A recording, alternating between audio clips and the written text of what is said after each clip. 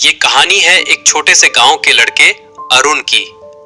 अरुण का सपना था कि वो अपने गांव का नाम रोशन करे, लेकिन उसकी किस्मत में गरीबी, ताने और संघर्ष लिखा था। पिता एक ईंट भट्टे पर मजदूरी करते थे। रोज की दिहाड़ी से बस इतना ही मिलता कि 2 वक्त का खाना मुश्किल से हो सके। माँ बीमार थी, दवा के पैसे तक नहीं होते। घर की हालत इतनी खराब कि छत से पानी टपकता। गांव के लोग कहते, पढ़ाई से पेट नहीं भरता, खेतों में काम कर ले। लेकिन अरुण की आंखों में एक सपना था। वो जानता था कि अगर उसने अब हार मानी तो उसकी आने वाली पीढ़ियां भी उसी अंधेरे में रह जाएंगी। दिन में वो खेतों में काम करता, मजदूरी करता और रात में लालटेन की कमजोर रोशनी में पढ़ाई। किताबों के पन्ने फटे हुए थे। कई बार किताब खरीदने के पैसे नहीं होते तो वो दूसरों से उधार लेता।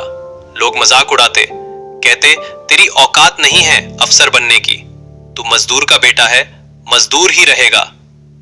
लेकिन अरुण के कानों में सिर्फ एक आवाज गूंजती, मां की खांसी की आवाज और उसका सपना कि बेटा पढ़ लिख कर बड़ा आदमी बने। एक दिन कुछ ऐसा हुआ जिसने उसकी जिंदगी का रुख बदल दिया। खेत में काम करते समय उसके हाथ में गहरी चोट लगी, खून बह रहा था।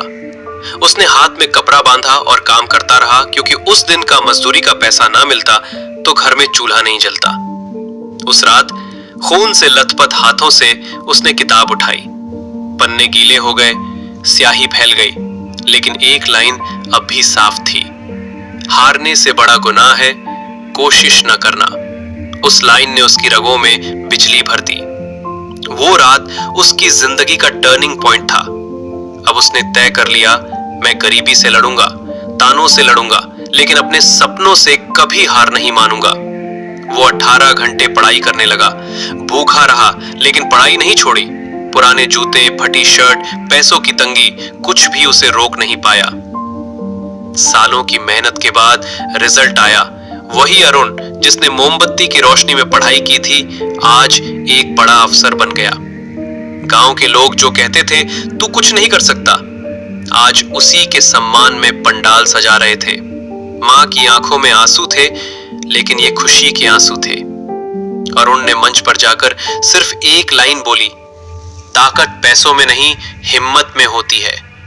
जब तक हार नहीं मानोगे तब तक जीत पक्की है। इस कहानी से हमें यह सीख मिलती है कि हालात चाहे कितने भी बुरे क्यों ना हो, अगर हिम्मत है तो जीत पक्की है।